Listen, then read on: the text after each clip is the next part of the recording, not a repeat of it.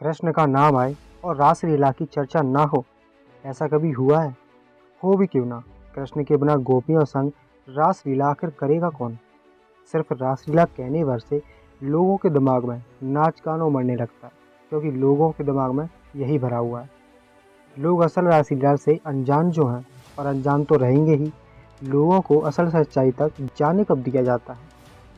कृष्ण की लीला पुराणों में ज्यादा दिखाई गई हैं, इसलिए आज की वीडियो में हम पुराणों से ही इस सांवले कृष्ण की काली रासलीला को उजागर करने का ट्राई करेंगे।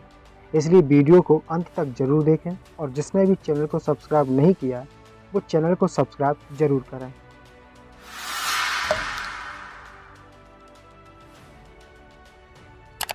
विष्णु के अवतार की रासलीला का वर्णन हम विष्णु पुराण से ही करते हैं।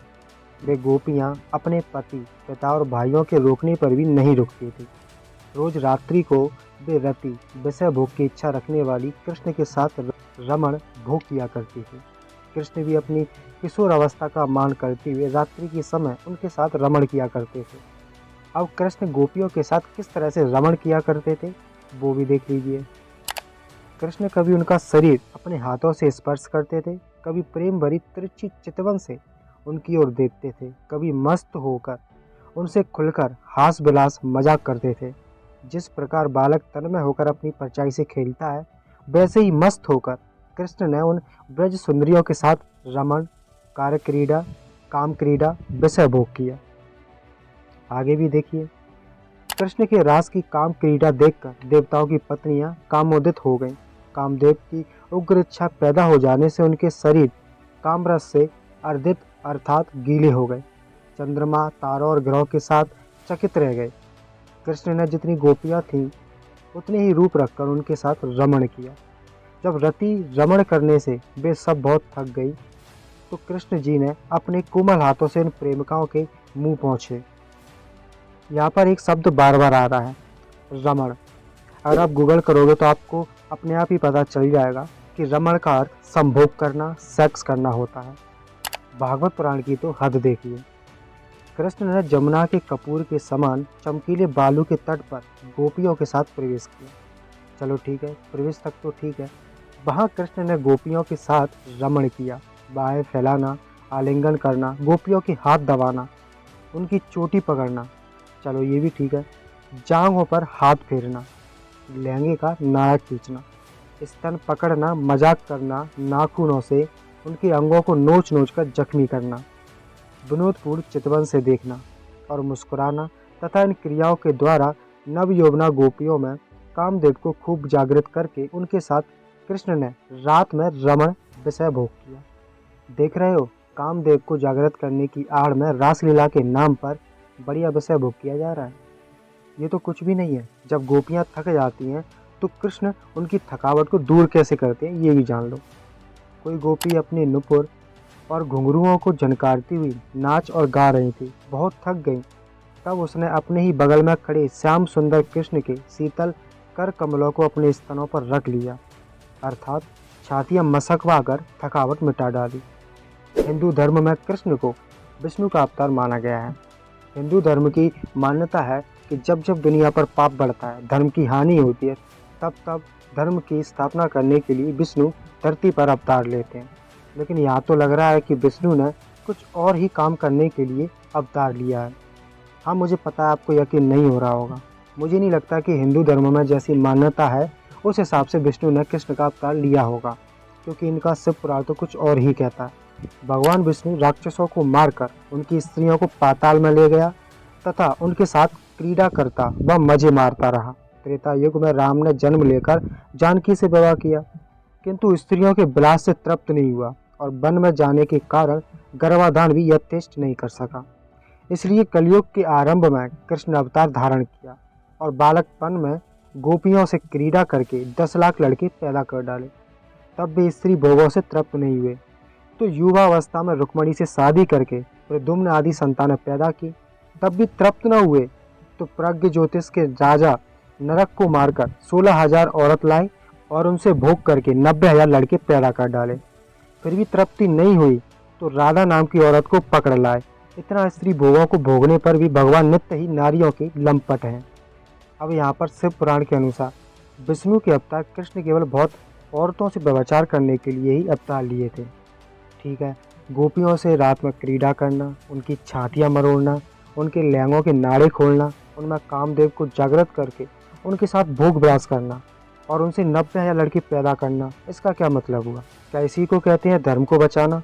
पता है, ब्रह्म वैवर्त पुराण में राधा ने कृष्ण को श्राप भी दिया था इन्हीं कुकर्मों के चलते। अब बताओ सनातनियों, देखो अपने भगवान के चरित्र, क्या अब भी राधे कृष्ण रटने से तुम्हारी मुक्ति होगी? अकल से थोड़ा सोचो। ऐसा चरित्रहीन व्यक्ति जिस भक्त के घर जाएगा वहाँ पहले क्या करेगा? व्यभिचारी करेगा, व्यभिचार का सामान ही ढूंढेगा। ब्रह्म वैवर्त पुराण में राधा ने कृष्ण को श्राप दिया था। अब ऐसा तो होना ही था, क्योंकि ब्रह्म वैवर्त पुराण में ही बताया गया है कि राधा और कृष्ण का रिलेशनशिप था, तो ऐसा होना कोई बड़ी बात नहीं है। ब्रह्म वैवर्त पुराण में लिखा भी है कि एक दिन कृष्ण नंद के साथ वृंदावन गए। इतने में राधा जी कृष्ण के पास आ गई। उस कमल मुख बाली से कृष्ण जी कहने लगे, हे प्यारी, पलंग पर आजा, तुझे बगल में ले ले। वो बोली कि मैं बैठी हूँ, आप लेटे हैं, इस प्रकार व्यर्थ समय जा रहा है, मेरी बगल और सिर में चरण अर्पण करो। राधा कृष्ण को प्रणाम करके कृष्ण के पलंग पर गिरकर कृष्ण ने अपना चबाया हुआ पान राधा को दे दिया और राधा से चबाया हुआ पान कृष्ण ने मांग लिया। कृष्ण ने हाथ पकड़कर राधा को बगल में ले लिया, उसके कपड़े ढीले कर दिए और 4 प्रकार से चुम्बन किया। रति युद्ध में 1 घंटा हो गया। चूमने से राधा के होठों का रंग और लिपटने से करदनी नष्ट हो गई। नव समागम से राधा रोमांचित हो गई। वो राधा मूर्छित हो गई और दिन रात होश में नहीं आई। दोनों के अंग से अंग और प्रत्यंग से प्रत्यंग लिपट गए।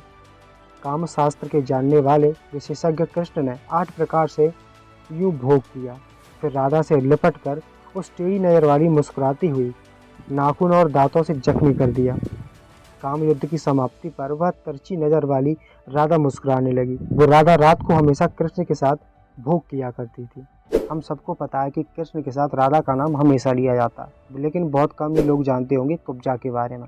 जैसे राधा और कृष्ण का रिलेशनशिप था, वैसे ही कुब्जा और कृष्ण का क्रॉस रिलेशन था और इसके बारे में एक बड़ी कथा भी आई है। चलिए उसे भी जान लेते हैं। भागवत पुराण बताता है कि अपने मित्र सुदामा से मिलने के बाद मथुरा में कृष्ण और उनके बड़े भाई बलराम मथुरा की सड़कों से गुजरी और राजा कंस की एक युवा कुबड़ा नौकरानी कुब्जा से मिली। उसका एक सुंदर चेहरा था, उसके पास मरहम की एक थाली थी। कृष्ण उसकी सुंदरता की प्रशंसा करते हैं और वरदान के बदले में मरहम मांगते हैं। कृष्ण के आकर्षण से मंत्रमुग्ध होकर वो मरहम देती है जो वो राजा कंस के लिए ले जा रही थी। प्रसन्न होकर कृष्ण अपने पैर की उंगली को उसके पैरों पर दबाते हैं और अपने दोनों हाथों की एक उंगली उसकी ठुड्डी के नीचे रखते हैं और उंगली को ऊपर उठाते हैं, जिससे उसका शरीर सीधा हो जाता है। कुब्जा पूरी तरह से एक सुंदर महिला में बदल जाती है। कुब्जा अपने उद्धारकर्ता की इच्छा से दूर हो जाती है और कृष्ण से ऊपर वस्त्र खींचती है, उन्हें अपने घर पर आमंत्रित करती है।